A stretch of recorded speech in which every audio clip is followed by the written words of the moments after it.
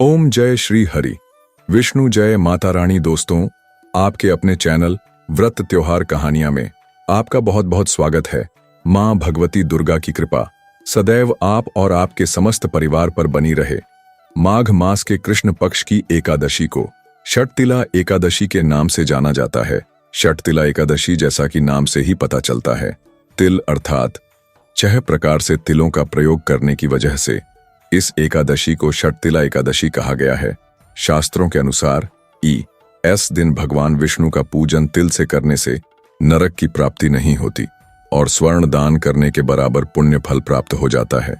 एकादशी की तिथि कब प्रारंभ हो रही है, कब समाप्त हो रही है, व्रत आपको कब धारण करना है और पारण करने का यानी कि व्रत खोलने का शुभ मुहूर्त क्या है, आज के दिन किस प्रकार से भगवान श्री विष्णु की पूजा आराधना करनी चाहिए, कौन से उपाय करने चाहिए और किस प्रकार से 6 प्रकार से आप तिलों का प्रयोग कर सकते हैं, संपूर्ण जानकारी आपको आज की वीडियो में शेयर करने वाली हूं। तो वीडियो बहुत महत्वपूर्ण है, पूरा जरूर देख लीजिए। वीडियो अच्छी लगे तो लाइक भी जरूर कीजिए, क्योंकि आपके लाइक्स, आपके कमेंट्स मेरे लिए बहुत महत्वपूर्ण होते हैं। यही एकमात्र जरिया है जिनसे मुझे पता चलता है कि आपको ये वीडियो अच्छी लगती है और आपके लिए यह वीडियो उपयोगी है। तो अगर वीडियो अच्छी लगे तो लाइक तो जरूर कीजिए।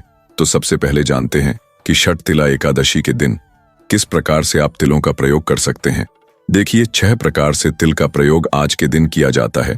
पहला होता है स्नान करना, तिल का उबटन लगाना, तिल से हवन करना, तिल से ही तर्पण करना, तिल का भोजन करना और तिलों का ही दान करना।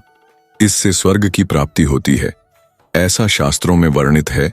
फर्स्ट, जीवन में प्रगति के लिए, जीवन में उन्नति के लिए इस दिन स्नान के जल में थोड़ा सा गंगा जल मिलाना चाहिए और कुछ तिल के दाने मिलाने चाहिए।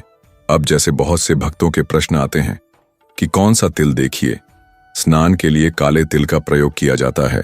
ऐसा कहते हैं कि काले तिल अगर हम जल में डालकर स्नान करते हैं तो पापों से मुक्ति मिल जाती है, रोगों से मुक्ति मिल जाती है, किसी भी प्रकार की नकारात्मक ऊर्जा हो, चाहे विचारों में हो या फिर शरीर में हो, किसी के किए कराए का भी प्रभाव हो तो भी समाप्त हो जाता है। काला तिल जल में डालकर स्नान करने से और आत्मा तक तृप्त हो जाती है। काले तिल अगर हम जल में डालकर स्नान करते हैं तो वैसे अगर आपके पास काले तिल ना हो तो सफेद तिल का भी प्रयोग कर सकते हैं। विशेषकर आज तिल चाहिए, चाहे काले रखें या फिर सफेद रखें, तो सबसे पहले तो तिल ही जल में डालकर स्नान करना चाहिए। क्योंकि इसके बाद साफ स्वच्छ वस्त्र धारण करके भगवान सूर्य देव को जल देना चाहिए। तो जल में भी थोड़े से काले तिल डालकर और फिर भगवान सूर्य देव को जल देना चाहिए। इससे पितरों की आत्माएं तृप्त हो जाती हैं, पितरों को तृप्ति मिलती है, तो हमारे जीवन की बहुत सारी परेशानियां स्वतः ही समाप्त हो जाती हैं। और इसके अलावा तिल का उबटन लगाया जाता है। आप चाहे तो थोड़ा सा तिल पीस लीजिए, एक सिलबट्टे में करके चाहे ग्राइंड कर लीजिए और उसका पाउडर बनाकर और उसी तिल को शरीर में मलकर फिर स्नान करना चाहिए। इससे शरीर का सौंदर्य बढ़ता है, स्किन प्रॉब्लम कोई सी भी हो इससे दूर हो जाती है। किसी भी प्रकार का त्वचा रोग अगर आपको हो तो तिल का उबटन लगाने से समाप्त हो जाता है। षटतिला एकादशी के दिन अगर संभव हो तो तिल का उबटन लगा सकते हैं। अगर नहीं लगा पाते हैं तो आप सिर्फ स्नान के जल में भी तिल डालकर स्नान कर सकते हैं। फिर भगवान श्री हरि विष्णु की पूजा करते समय पूजा में भी अक्षत की जगह तिल का ही प्रयोग करना है आपको और तिल से ही हवन करना है। तो भगवान श्री हरि विष्णु के नाम द्वारा ओम नमो भगवते वासुदेवाय इस मंत्र के द्वारा या फिर भगवान श्री हरि विष्णु के किसी भी मंत्र के द्वारा तिल और घी मिलाकर और थोड़ा गुड़ मिलाकर और इसी से हवन करना चाहिए। फिर भगवान श्री हरि विष्णु को जो भोग अर्पित किया जाता है, आप चाहें तो तिल के लड्डू का या तिल की बर्फी का भगवान को भोग अर्पित कर सकते हैं या फिर तिल की कोई भी मिठाई बनाकर भगवान को भोग अर्पित कर सकते हैं और बाद में आप इसका स्वयं सेवन कर सकते हैं। अब जैसे कि अगर आप एकादशी का व्रत करते हैं तो आप तिल का सेवन एकादशी के दिन मत कीजिए। द्वादशी के दिन पारण करते समय भगवान का जो भोग है वही आप पारण में पहले तिल खा लीजिए, उसके बाद से आप भोजन कर सकते हैं। शुद्ध और सात्विक तो ये तिल का सेवन हो गया। अब तिल का दान भी करना अत्यंत आवश्यक होता है आज के दिन। तो जब आप दान करेंगे द्वादशी को, तो दान की सामग्री के साथ ही तिल या फिर तिल से बनी हुई मिठाइयों का भी दान करना चाहिए।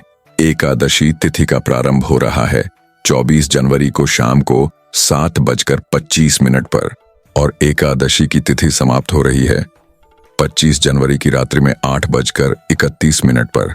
तो सूर्योदय कालीन एकादशी की तिथि हमें प्राप्त हो रही है 25 जनवरी 2025 को। इसलिए साल 2025 में षटतिला एकादशी का व्रत हम धारण कर रहे हैं।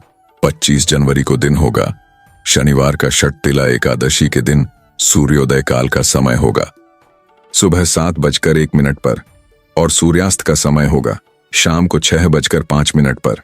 राहु काल नोट कर लीजिए। इस समय में कोई भी शुभ कार्य नहीं करना चाहिए। तो राहु काल का समय है सुबह 9:56 से सुबह 11:01 तक। अब कुछ विशेष शुभ मुहूर्त हैं आज के, जैसे कि अभिजीत मुहूर्त दोपहर में 12:01 से दोपहर में 1 बजे तक रहेगा। अभिजीत मुहूर्त में आप कोई भी शुभ कार्य कर सकते हैं। अच्छा, ब्रह्म मुहूर्त में स्नान किया जाता है। एकादशी के दिन तो ब्रह्म मुहूर्त का समय रहेगा सुबह 5:36 से सुबह 6:24 तक। एकादशी व्रत का पारण हमेशा द्वादशी तिथि में किया जाता है। तो द्वादशी तिथि प्रारंभ हो रही है 25 जनवरी की रात्रि में 8:32 पर और समाप्त होगी 26 जनवरी को रात्रि में 8:55 तक। तो एकादशी व्रत के पारण का शुभ मुहूर्त है 26 जनवरी 2025 को, यानी कि रविवार के दिन सुबह 7:02 से सुबह 9:34 तक। इस समय में आपको अपना व्रत खोलना है, व्रत का पारण करना है।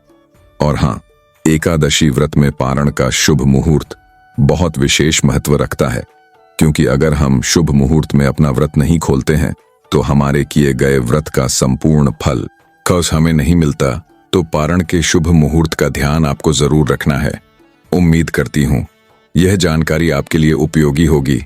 इसके अलावा व्रत की कथा, संपूर्ण पूजा विधि और जैसे ही एकादशी आती है उससे पहले मिल जाएगी। तो चैनल से जुड़े रहिए ताकि सारी जानकारी आपको सही समय पर प्राप्त हो। मिलती हूँ मैं आपसे अगली वीडियो में।